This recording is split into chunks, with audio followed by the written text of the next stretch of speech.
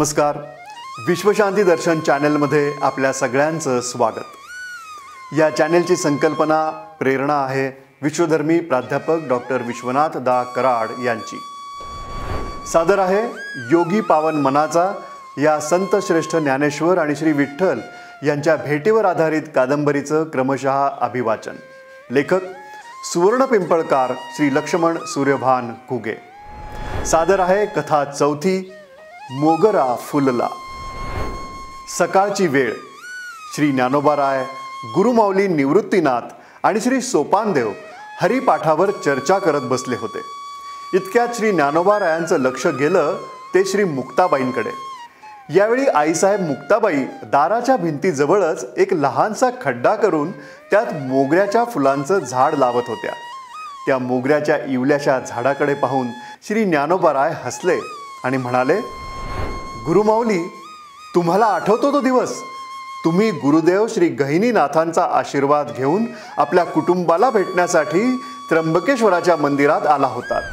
खरंच त्या सांजवेळी आम्हाला कुणालाही तुम्ही ओळखू आला नव्हतात. तुमचं ते बदललेलं रूप म्हणजे तुमचा पुनर्जन्मच होता. त्या रात्री त्र्यंबकेश्वराच्या मंदिरात तुम्ही जे चिंतन मांडलं ते अजूनही आमच्या चांगलं स्मरणात आहे. त्या रात्री तुम्ही आमची शिष्य म्हणून निवड केलीत. आपेगावच्या दाट झाडीमध्ये नेऊन तुम्ही आम्हाला कुंडलिनी जागरण करून अनुग्रह दिलात.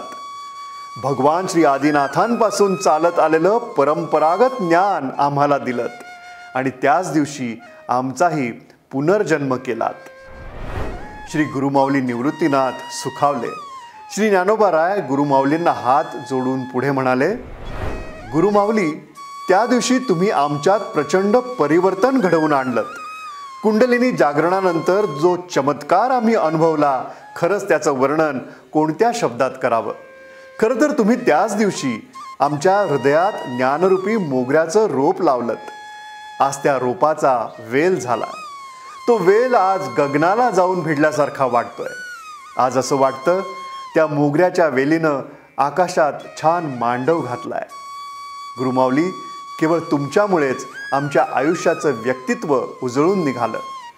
आज या संपूर्ण देहात ज्ञानाचा महासागर आनंदाने उसळ्या मारतो आहे पहा.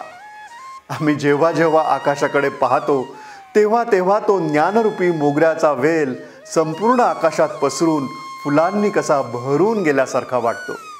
त्याचा सुगंध संपूर्ण आकाशातच नाही तर संपूर्ण ब्रह्मांडात दरवळू लागल्याचा आभास होतोय. श्री ज्ञानोबारायांच्या विलक्षण बोलण्याचं आईसाहेब श्री मुक्ताबाईंना हसू आलं.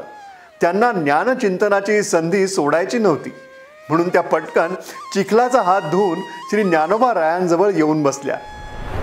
श्री ज्ञानोबारायांनी मायेनं श्री मुक्ताबाईंच्या मस्तकावरून हात फिरवत म्हटलं, मुक्ते, तू आज अगदी वेळेवर मोगऱ्याचं झाड लावलंस. आज आमच्या मनातल्या मोगरवेलीच्या ज्ञानरूपी फुलांचा सुगंध पार आकाशाला जाऊन भिडलाय बघ. त्या वेलीवरून इतकी शब्द फुलं खाली पडतायत की ती वेचेपर्यंत दुसऱ्या फुलांचा बहर त्या वेलीवर येतोय. अगदी फुलं वेचता वेचता हात शिणून जावेत आणि पुन्हा वर पाहिलं की कळावं ती कळीदार फुलं पुन्हा उमलून खाली निसटण्यासाठी तयार झाली आहेत. इतका तो वेल बहरून गेलाय. सोपाना, क्षणभर वाटतं जमिनीवर त्या ज्ञान फुलांचा प्रचंड पाऊस कोसळावा. सगळीकडे फुलांचा छान सडा पडावा. मातीनं त्या फुलांचाच पदर सावरावा. तरी तो ज्ञान फुलांचा बहर संपूच नये. गुरुमाऊली, तुम्ही या जन्मात आम्हाला जो प्रसाद दिलात त्याचं सुंदर फळ म्हणजे भावार्थ दीपिका अर्थात श्री ज्ञानेश्वरीचं सुंदर चिंतन. त्यातले शब्द हीच मोगऱ्याची सुगंधित फुलं आहेत. आम्ही अक्षरांचं महामंदिर उभं केलं, हेच आमचं या जन्मातलं पुण्य. श्री ज्ञानोबारायांची नजर वाड्यातून दिसणाऱ्या तुकडाभर आभाळाकडे गेली. ते भारावल्या स्वरात पुढे म्हणाले, आम्ही दररोज त्या विठ्ठलाची वाट पाहतोय.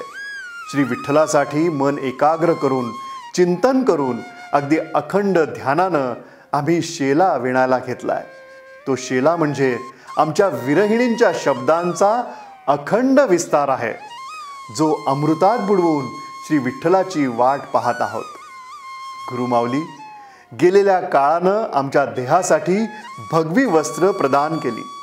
आईबाबांचा आधार आमच्याकडून हिरावून घेतला. पुढे त्या भगव्या वस्त्रानं अनंत काळाची क्षुधा शांत करण्याचं पावित्र्य आम्हाला दिलं.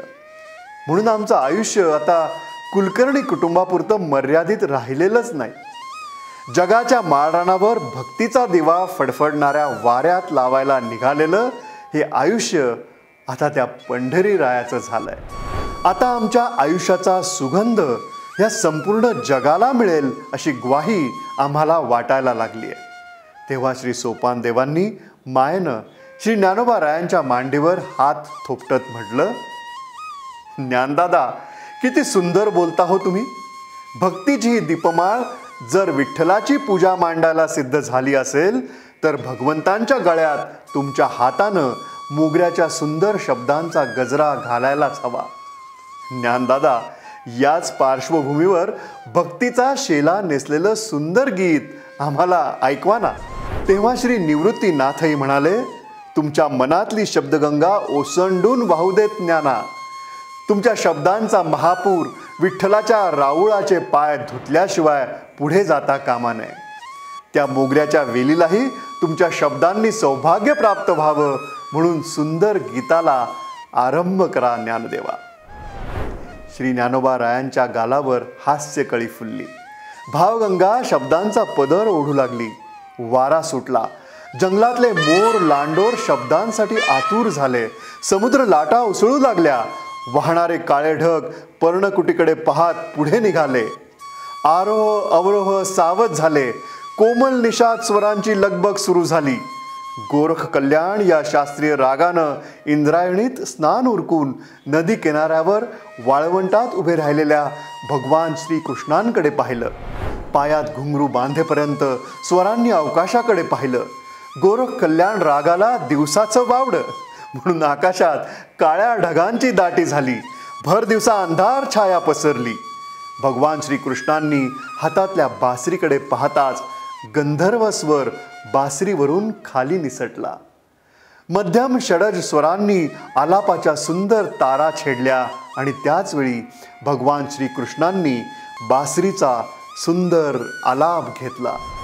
पाठोपाठ श्री ज्ञानोबा रायांनीही त्या आलापाला साथ देत सुंदर आवाजात गायला सुरुवात केली. मोगरा फुलला, मोगरा फुलला. त्या सुंदर गीतानं जाता जाता श्री ज्ञानोबा रायांना म्हटलं, माऊली, साक्ष गंध आणलाय उद्याच्या दिवसासाठी. पुन्हा भेटूयात पुढच्या आठवड्यात नव्या कथेसह. रामकृष्ण हरी.